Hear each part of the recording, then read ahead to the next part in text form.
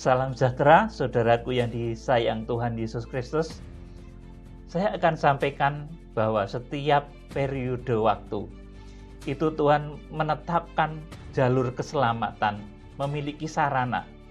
Saudara, supaya manusia terhindar dari bencana besar pada zaman Nuh, Tuhan menetapkan satu sarana, satu-satunya sarana, yaitu bahtera Nuh. Pada saat itu banjir besar meliputi seluruh muka bumi dan tidak ada alternatif lain untuk orang bisa selamat kecuali mereka yang membangun dan masuk di dalam bahtera itu. Saudara yang dikasihi Tuhan. Kemudian zaman Musa, lewat hukum Taurat, Musa juga diperintahkan untuk beribadah dengan sistem tabernakel atau bait suci Allah. Saudara, bait suci Allah ini juga dibangun sedemikian detail, saudaraku. Dan pada saat itu, saudaraku, tidak ada jalan lain supaya orang bisa memperoleh keselamatan kecuali melalui ibadah sistem bait suci Allah atau tabernakel yang ditetapkan oleh Tuhan melalui Musa dan diteruskan kepada bangsa Israel. Saudara, kemudian pada perjanjian baru, saudaraku, lewat lahirnya Tuhan Yesus Kristus, maka juga Tuhan menetapkan satu cara untuk manusia itu selamat dari bahaya dosa dan maut. Tuhan mengentaskan manusia dari bahaya dosa dan maut dengan kelahiran Tuhan Yesus Kristus.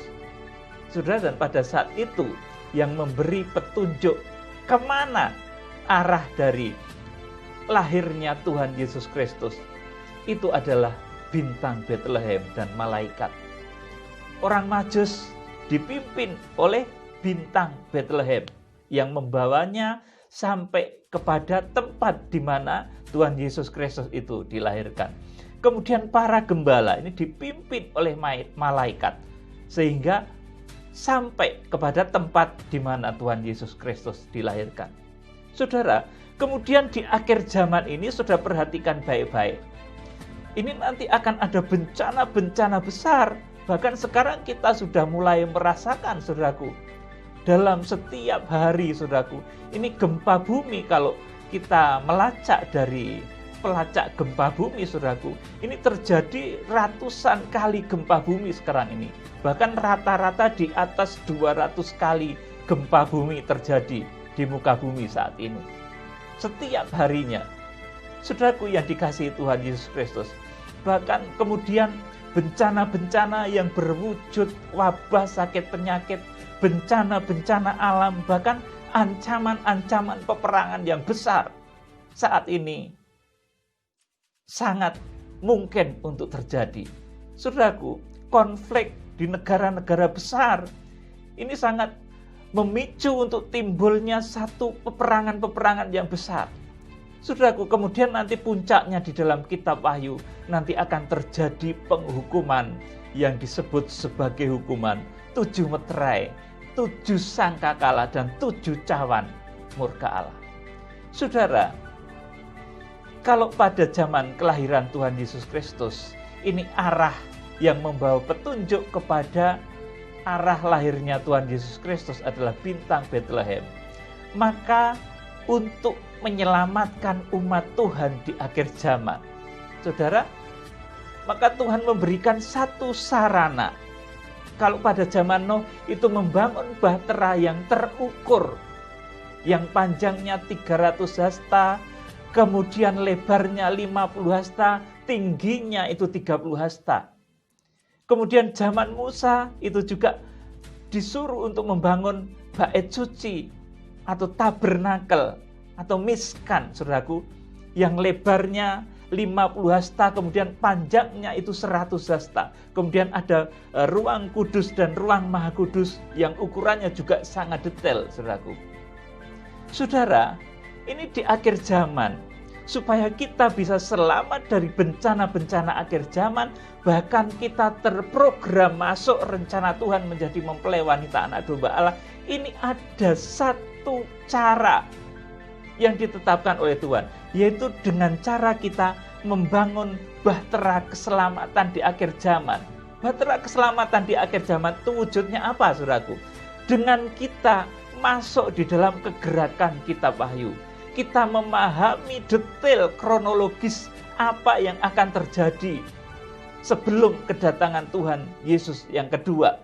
7 tahun sebelum kedatangan Tuhan Yesus yang kedua, itu Tuhan memberikan satu detail kronologis yang sangat jelas.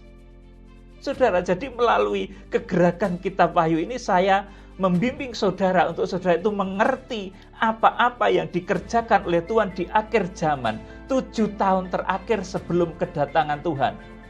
Sehingga saudara tidak bingung lagi dengan tanda 666, saudara. Sedikit-sedikit ada konflik di luar negeri, saudara menjadi bingung. Sedikit-sedikit karena ada wabah, saudaraku, yang kemudian berdampak terciptanya vaksin, menjadi bingung, saudaraku. Dengan mengerti rahasia kitab Wahyu yang benar, saudaraku, detail kronologisnya kita ketahui dengan benar, kita akan mengerti bagaimana dan apa yang harus dikerjakan gereja-gereja Tuhan di akhir zaman. Saudara yang dikasihi Tuhan, kalau zaman dahulu, saudaraku, Noh itu, saudaraku, membangun bahtera itu juga detail. Rahasia kitab Wahyu ini juga detail, saudaraku. Supaya kita selamat terangkat hidup-hidup ketika Tuhan Yesus Kristus datang, kita harus tahu rahasia detail dari kitab Wahyu ini. Sebagaimana dahulu Noh itu membangun bahtera juga dengan detail. Saudaraku yang dikasihi Tuhan, dan tidak ada cara lain pada saat itu untuk orang selamat. Orang nggak bisa memanjat pohon yang tinggi untuk selamat dari ancaman banjir bah itu, saudaraku. Orang tidak bisa naik ke gunung yang paling tinggi untuk bisa menyelamatkan diri dari bencana air bah itu. Melainkan orang harus masuk melalui satu bahtera, yaitu bahtera Noh. Saudara yang dikasihi Tuhan, dan Noh itu tahu kapan, saudaraku, bencana itu terjadi. Noh tahu. 7 hari sebelum bencana itu terjadi, Noh tahu. Saudaraku, di dalam kitab Injil dituliskan nanti kelak kedatangan anak manusia itu seperti halnya pada zaman Noh. Manusia kawin mengawinkan, saudaraku. Kemudian sebagian besar dari manusia ini tidak tahu, saudaraku, yaitu orang-orang yang tidak ikut membangun bahtera. Mereka tidak tahu kapan bencana air bah itu terjadi. Tetapi perhatikan, Noh tahu bencana air bah itu terjadi. 7 hari sebelum bencana air bah itu terjadi, Noh sudah diberitahu. Kalau saudara membaca di dalam kitab Kejadian pasal yang ke-7. Saudara yang dikasihi Tuhan Yesus Kristus, demikian pula di akhir zaman ini, sebelum Tuhan Yesus Kristus datang mengangkat kita di awan-awan rapture, perjamuan kawin anak domba Allah di Wahyu pasal yang ke-19 ayat 6 sampai ke-9. Saudara, ini 7 tahun sebelum peristiwa itu, saudaraku, Tuhan sudah akan memberitahu tandanya. Memang ditulis dalam Alkitab mengenai hari H, saudaraku, ini harus hati-hati sekali untuk menyatakannya, saudaraku. Tetapi Tuhan akan memberi tandanya. Di Wahyu pasal 1, sebagai tanda dari masuk kegenapan kitab Wahyu ini, saudaraku, Tuhan akan tampil menyatakan dirinya. Tuhan akan tampil memimpin kegerakan kitab Wahyu ini. Dia sendiri yang akan turun sebagai imam besar memimpin kegerakan ini. Seperti ketika, saudaraku, Musa membawa bangsa Israel keluar dari tanah Mesir, saudaraku. Tuhan sendiri yang turun, saudaraku. Karena Tuhan mendengar betapa jeritan orang-orang Israel yang tertindas oleh karena perbudakan di tanah Mesir. Demikian pula di akhir zaman, saudaraku, untuk melepaskan jemaat-jemaat Tuhan ini dari perbudakan dunia dan hawa nafsu. Saudara, maka Tuhan juga mengutus hamba-hambanya yang luar biasa, yang sangat diberkati, yang disebut di dalam kitab Wahyu pasal 1 ayat 16 disebut sebagai 7 bintang yang digenggam di tangan kanan imam besar. Sudah baca kitab Wahyu pasal 1 ayat yang ke-9 sampai ke-20 itu penampilan Tuhan Yesus yang tampil sendiri sebagai imam besar. Artinya pelayanan imam besar nanti akan terjadi. Nanti ketika 7 tahun terakhir, kita memasuki masa 7 tahun terakhir sebelum kita diangkat rapture di Wahyu pasal 19 ayat 6 dan 9 itu. Saudaraku, Tuhan akan tampil sendiri sebagai imam besar. Dan untuk pekerjaan imam besar ini Tuhan mempercayakan kepada hamba-hambanya yang disebut sebagai 7 bintang yang digenggam di tangan kanan Allah. Saudara, berulang kali saya sampaikan, ini merupakan bintang petunjuk yang akan memberi petunjuk arah kekristenan akhir zaman. Kalau arah dari kelahiran Tuhan Yesus Kristus itu yang memberi petunjuk adalah bintang Bethlehem, tetapi arah kekristenan akhir zaman, detail kronologis kitab Wahyu, apa yang harus dikerjakan gereja Tuhan, bahtera keselamatan akhir zaman, detail dari kronologis kejadian 7 tahun terakhir sebelum, saudaraku, kita rapture atau diangkat, itu semuanya, saudaraku, akan diterangkan detail. Dan Tuhan akan pakai hamba-hamba Tuhan yang disebut oleh kitab Wahyu sebagai 7 bintang yang digenggam di tangan kanan Allah. Saudara yang dikasihi Tuhan Yesus Kristus, jadi saudaraku, nanti begitu kita masuk di 7 tahun terakhir ini, saudaraku, kemarin sudah saya sampaikan kalau kegerakan hujan awal itu, saudaraku, Rasul Paulus itu kainnya, sapu tangannya, itu kalau ditumpangkan ke orang sakit bisa sembuh. Saudaraku, kalau ditumpangkan kepada orang yang kerasukan roh, roh jahat itu bisa keluar dan pergi. Petrus itu berjalan, saudaraku, bayangannya itu menyembuhkan orang, saudaraku. Nanti kalau kitab Wahyu pasal 1 ini digenapi, pelayanan imam besar ini terjadi, saudaraku. Jadi, saudaraku, 7 tahun terakhir ini Tuhan Yesus betul-betul tampil memimpin sendiri di dalam pelayanan imam besar agung yang begitu nyata. Sehingga mujizat-mujizat yang dahulu terjadi nanti akan terjadi lagi. Begitu dahsyat, begitu luar biasa. Kalau dulu mungkin Petrus itu harus berjalan dan orang menunggu bayangannya. Dan ini hanya bisa menjangkau sedikit orang, saudaraku, karena saudaraku dilakukan secara konvensional, saudaraku. Artinya kalau dia mendatangi satu desa, satu kota, maka dia harus melewati tiap-tiap orang itu. Sudah, tetapi nanti kegerakan di akhir zaman melalui tokoh-tokoh yang akan dipakai oleh Tuhan. Mujizat ini begitu luar biasa. Bahkan dari jarak jauh akan melakukan satu mujizat-mujizat besar yang akan menyembuhkan, akan memberkati, akan memulihkan. Bahkan akan memberikan satu jalan, memberikan satu penerangan detail kronologis tentang apa-apa yang akan dikerjakan gereja Tuhan di akhir zaman. Saudara, hamba-hamba Tuhan ini disebut sebagai 7 bintang yang digenggam di tangan kanan Imam Besar Agung. Wahyu pasal 1 ayat 16. Kalau di dalam Wahyu pasal 1, Wahyu pasal 2 dan pasal 3, 7 bintang ini disebut juga sebagai malaikat sidang jemaat di Efesus, Smyrna, Pergamos, Tiatira, Sardis, Philadelphia, dan Laodikia. Kemudian di dalam Wahyu pasal yang ke-6, saudaraku, ini merupakan pelaksana penghukuman 7 meterai. Kemudian di dalam Wahyu pasal yang ke-8, saudaraku, ini merupakan malaikat-malaikat yang menerima amanat penghukuman 7 sangkakala.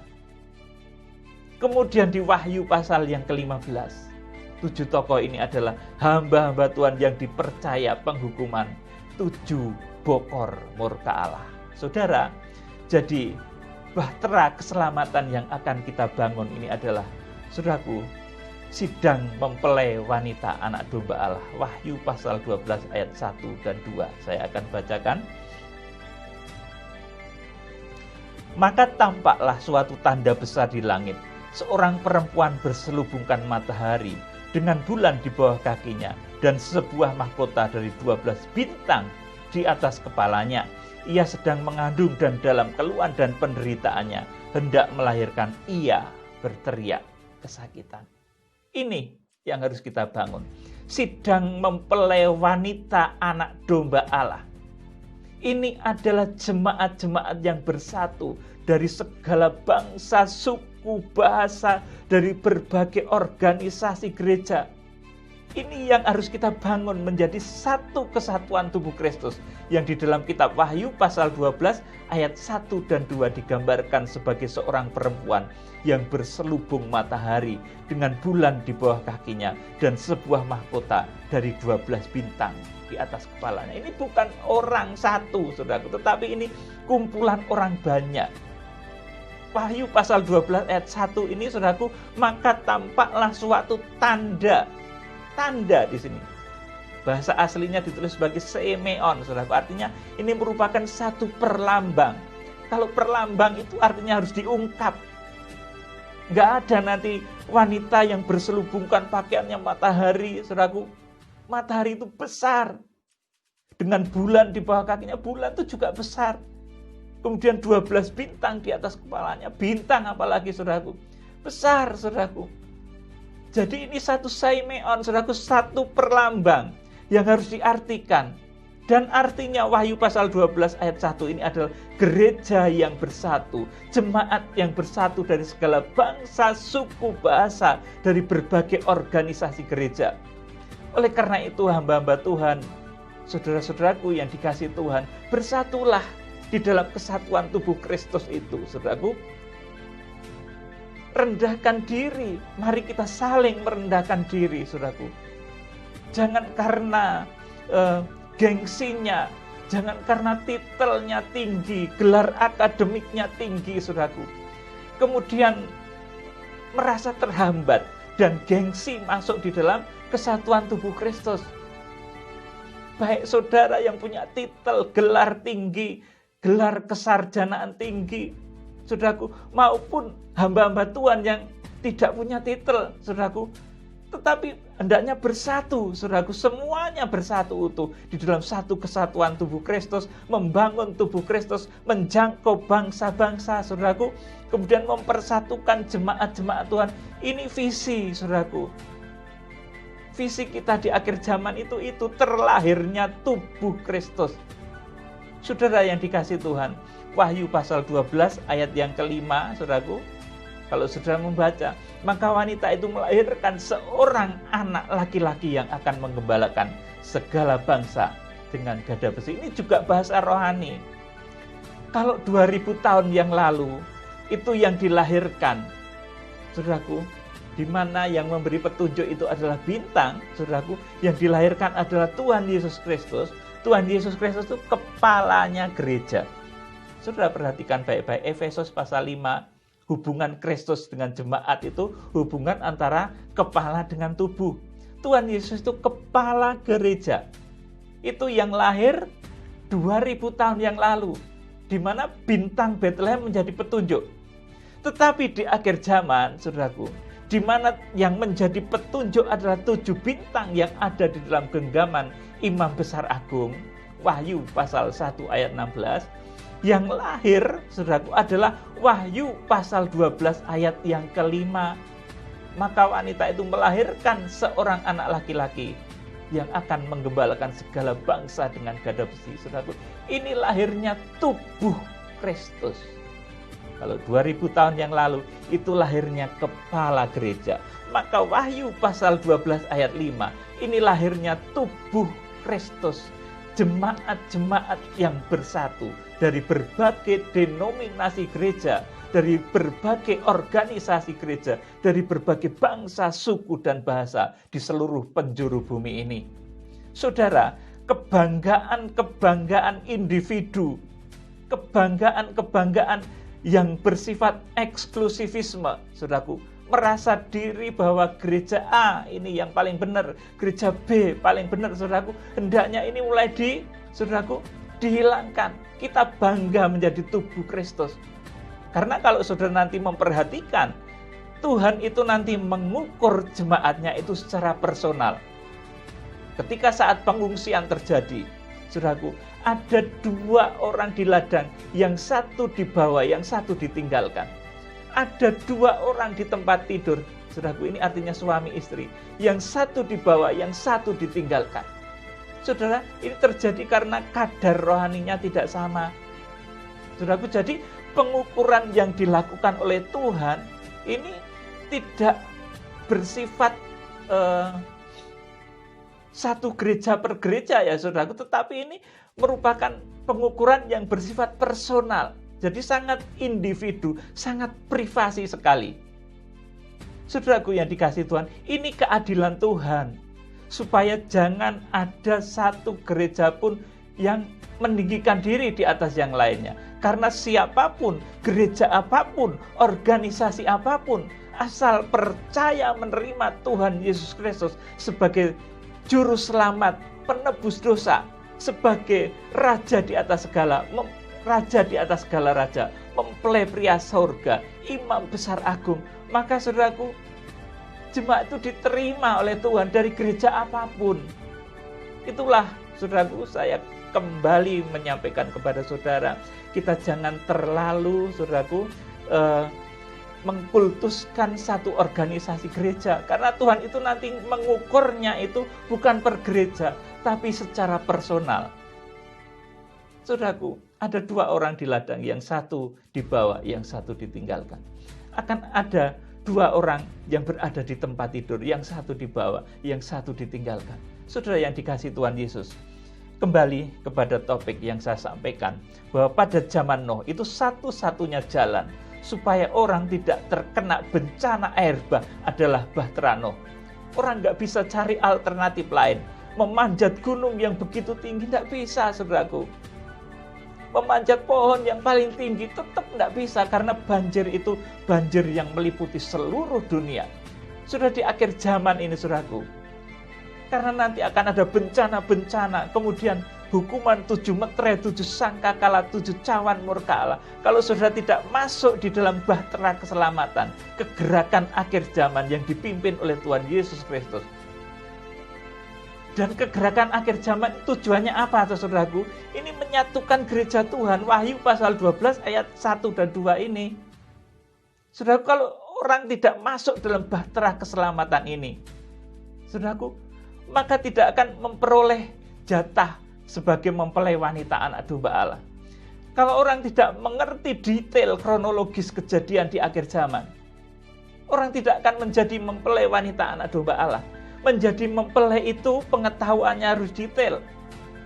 Saudara, selamat dari air bah itu dia harus mengerti membangun bahtera secara detail.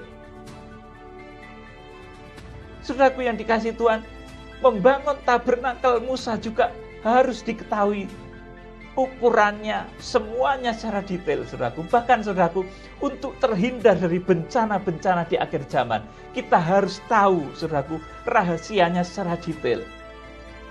Saudaraku, dan ini hanya akan didapatkan melalui kegerakan kitab Wahyu. Pemberitaan kitab Wahyu yang benar nanti akan membawa saudara kepada arah lahirnya tubuh Kristus yang esa. Wahyu pasal 12 ayat yang ke-1 dan ke-2 ini.